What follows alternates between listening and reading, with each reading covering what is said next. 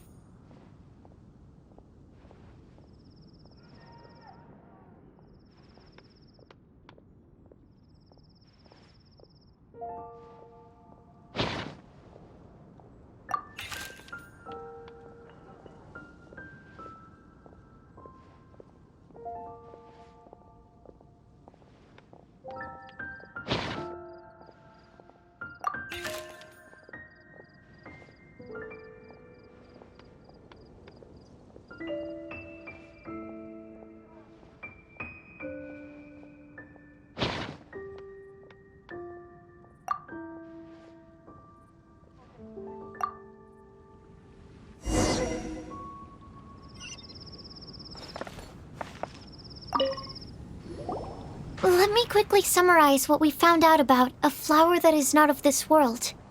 Tainari believes that on closer examination it might be logically paradoxal, while Albedo says that his answer would be better discussed at length in person. As for my answer, I think a clock in the shape of a flower would constitute one that is not of this world. Here's what we've gathered regarding a guide who will never get lost. Mona said that she'd like to join us in uncovering the secret behind the prophecy, while Bennett suggests Fischl, Mona, or the Traveler as potential candidates. Mika didn't submit much, but he did draw a vegetation map for Master Tainari and wrote up a dragon spotting calendar for Sino. Amber also wrote in. She said that she sees herself as nobody's guide, but everybody's friend.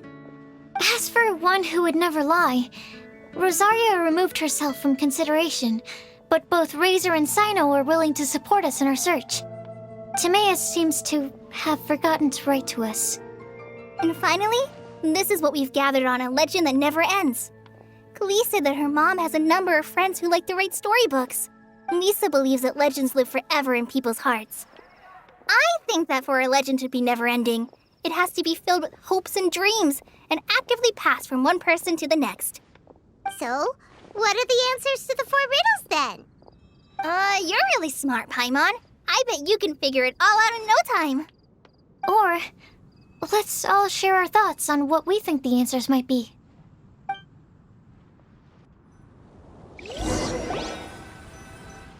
Wait! Wait for me! Oh, Timaeus! What brings you here? I'm sorry, I really am. The time just got away from me and I didn't get around to writing that letter. However, I'm happy to announce that I think I can be the one who would never lie. Huh? This is kinda sudden. Not that we don't trust you, Timaeus, but, could you elaborate a little after you catch your breath? Of course. Do you still remember the time I, collaborated with a certain Miss Ying-ar? Well, basically, she helped me out a lot with my research into potion making once, and, well, we've stayed in touch through letters ever since. Wait, so Ying-ar is the girl from Liyue that Sucrose mentioned earlier?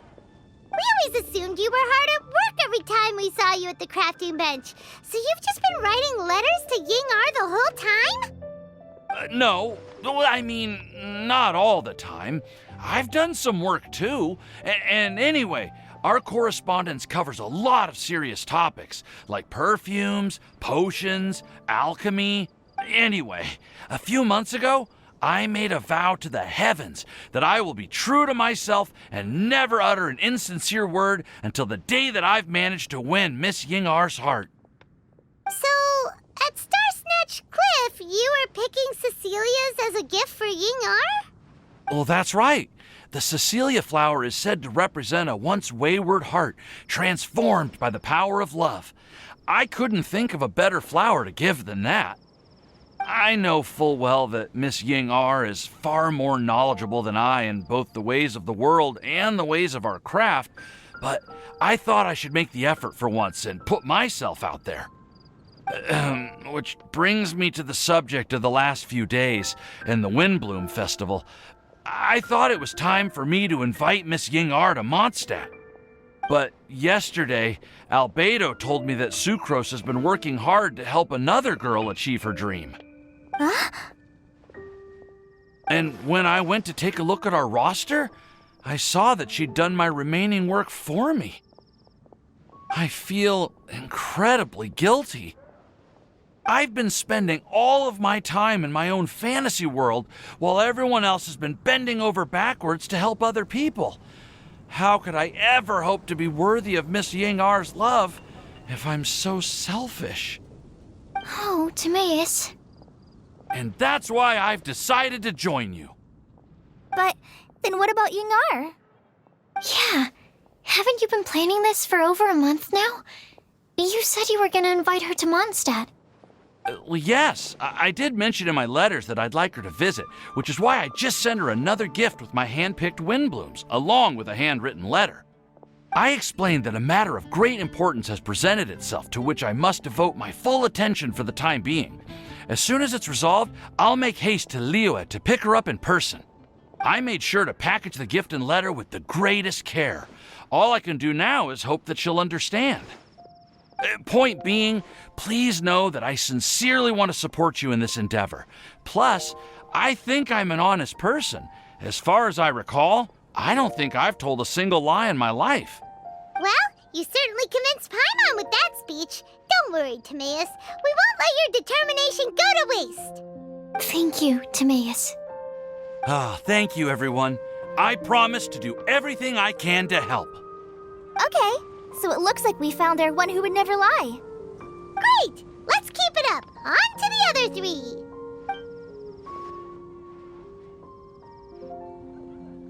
Okay, Paimon will do the honors. Ahem. We have with us here the flower, the guide, the legend, and Timaeus. Huh? Why did you only say Timaeus' name? You should say my name, too. All right. We also have Klee. That's me! With Klee here, this all somehow feels like we're getting ready for a field trip. There's nothing wrong with a more relaxed atmosphere, is there? Of course. We will soon see if my hypothesis has any merit. Actually, I'm still feeling a little nervous. Me too. But weren't you all fired up just a moment ago? Yeah, you're right. Okay, let's do this. Actually, I'm a little worried too. Deep breaths. Deep breaths. I know what you're feeling. Saying anything becomes so much harder when there are so many people watching. Well, does anyone know the exact location of where we're headed, or should I do a reading on my scry glass? According to the prophecy, once we've figured out the answer, we should test it at the Lantern of Utmost Joy. Wait, but where is this lantern? Oh, we know something about that. What?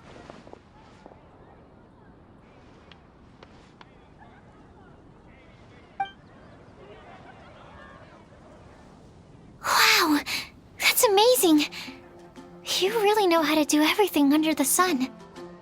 Then we'll let you lead the way. This is it. We're off to find the sacred location of the Lantern of Utmost Joy.